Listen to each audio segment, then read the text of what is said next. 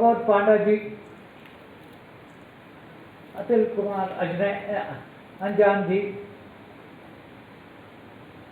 Justice Chandra Kumar ji, Talochan Mahapatra ji,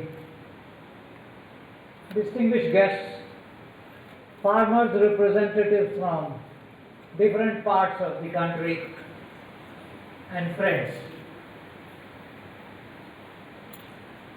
I thank the organizers of this very relevant seminar for inviting me today. We gained independence in August 1947.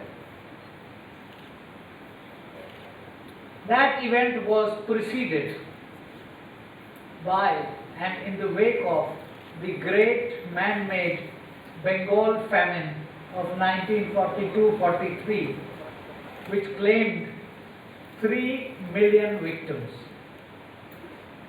In the early years of our freedom, food shortages were rampant, dependence on food imports was perennial, and food rationing was regularly resorted to.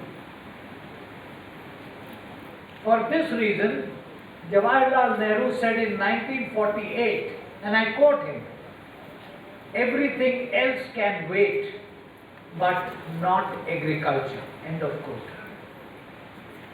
In 1951-52, the total grain production in the country was 52 million tons. Today, it is over 264 million tons. The centrality of agriculture in the socio-economic fabric of our country is thus self-evident. As a source of livelihood, agriculture, including forestry and fishing, remains the largest sector of Indian economy. While its output fell from 28.3% of the economy in 1973-74 to 13.9% in 2013-14, the numbers employed have declined from 64.8% to 48.9%. Therefore, almost half of the workforce in India still remains dependent on agriculture. Agriculture is also a source of raw material to a number of food and agro-processing industries. It is estimated that industries with raw material of agricultural origin accounted for 50% of the value added and 64% of all jobs in the industrial sector. At $38 billion, agricultural exports in 2014-15 constituted 40% of our exports. I mention these figures because they demonstrate the criticality of the agricultural sector.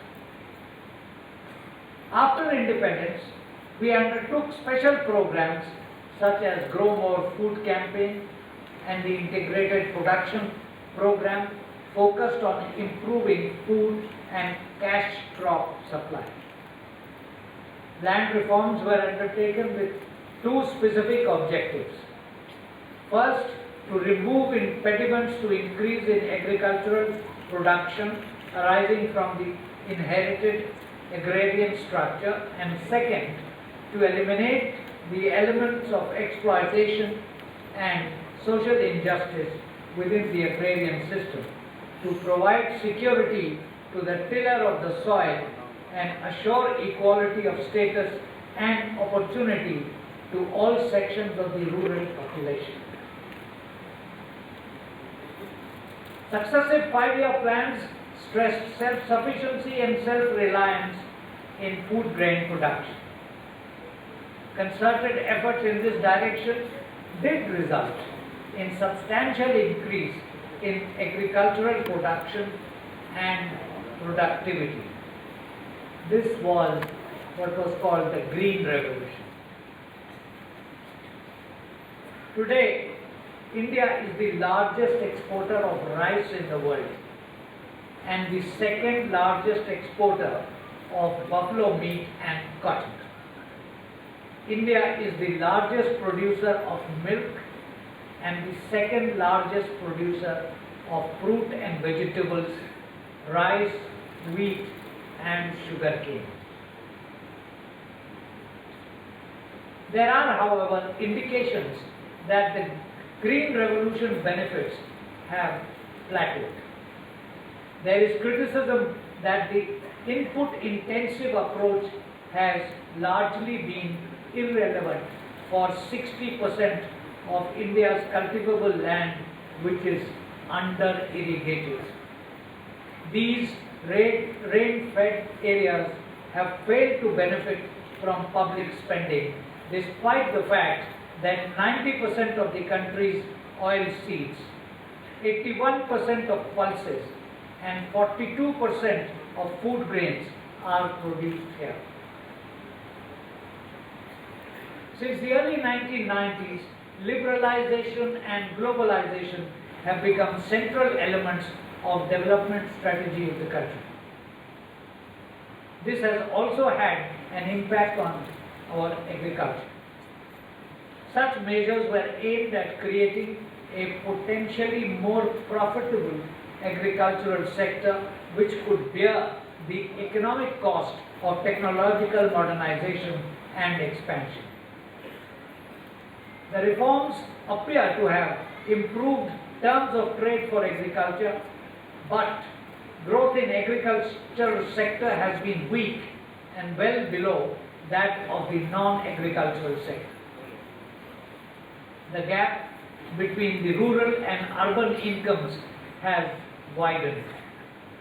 While national income has grown at about 6% over the last 5 years, agricultural income grew by a mere 1.1% during 2014 and 15.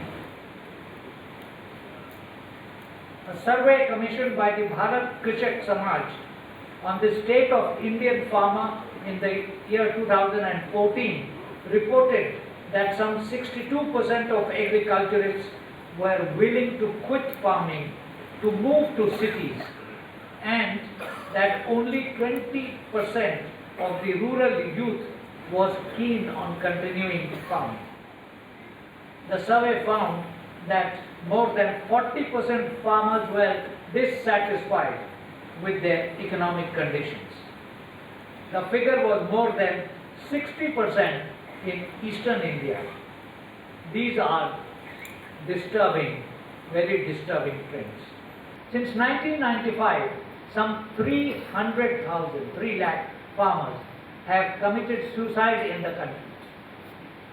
According to Shri P. Sainath, suicide rates among the Indian farmers were a chilling 47% higher than they were for the rest of the population in 2011. The issue of farmer suicide is no doubt a complex one, but it brings into sharp focus the stresses that the agricultural sector in India is now subject to. The recent mobilization in support of demand for caste-based reservations in government jobs and not for better agro sector by communities that have traditionally benefited from agriculture also indicates the growing stress within the Indian agriculture. Friends, some policy experts have noted that public fund allocation to agriculture remains substantial. Of the 5 concerned ministries relating to agro sector, meaning agriculture, chemical and fertilizers, consumer affairs, food and public distribution, food processing industry and water resources, for the year 2015-16, the allocation was roughly 2.3 lakh crores. This is not a small sum. Then the question arises, Why is the Indian agriculture under such stress despite the quantum of public investment it appears to be receiving? It has been observed that small farms in India are superior in terms of production performance but is weak in terms of generating adequate income and sustaining livelihood. Small and marginal farmers whose land holdings are below 2 hectares constitute almost 80% of all Indian farmers, and more than 90% of them are dependent on rain for their crops. Their participation in the agricultural market remains low due to a range of constraints such as low volumes, high transaction costs, lack of market and information access.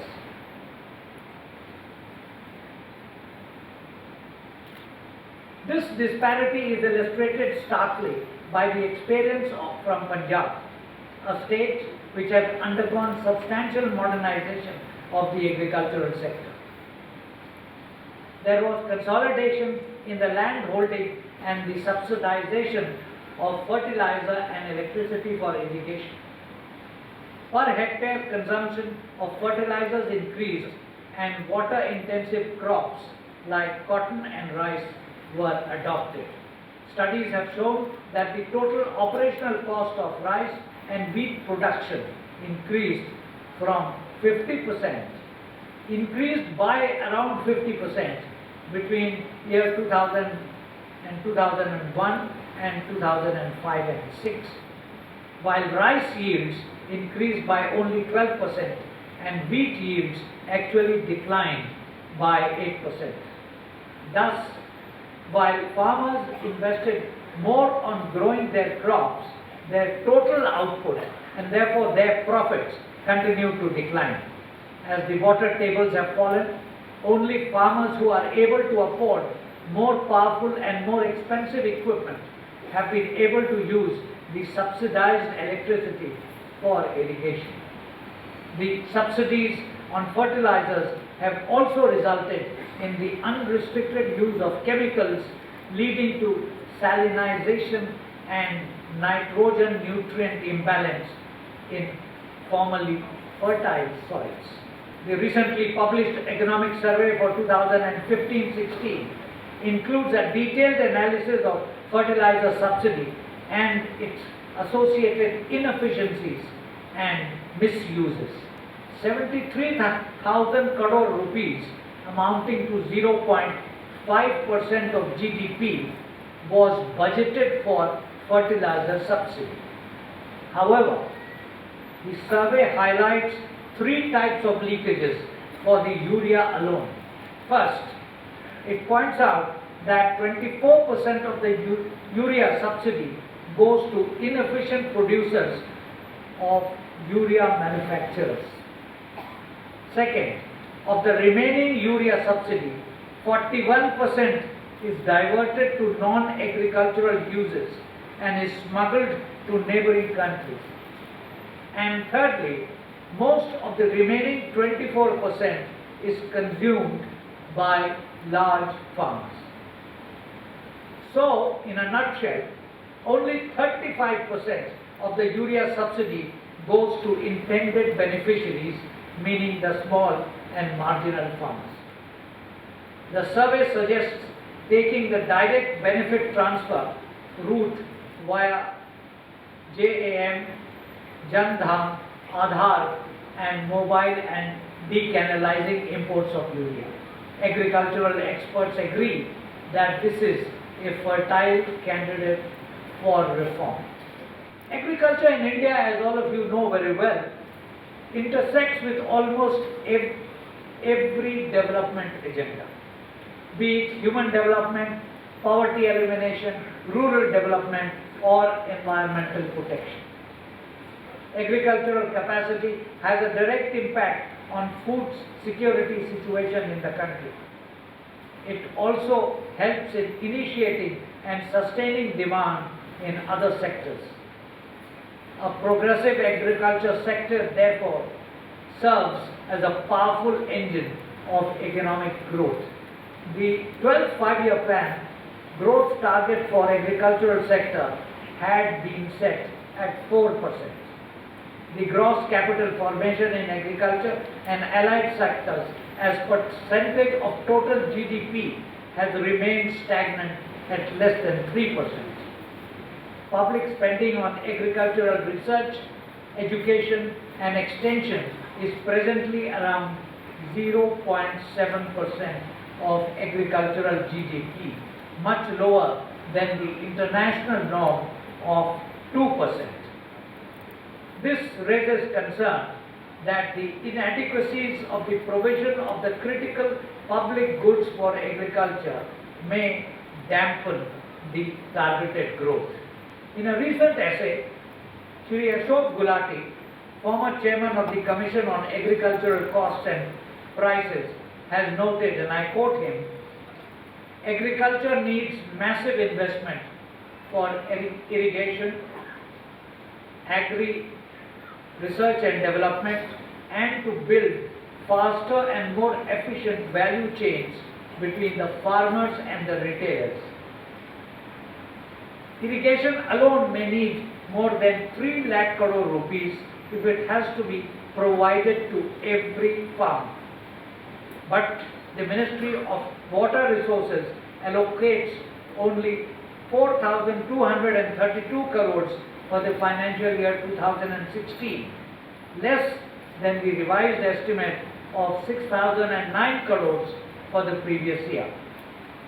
At this pace and with such allocations, irrigation for all farmers by the year 2022 promised to them by the Prime Minister looks like a distant dream.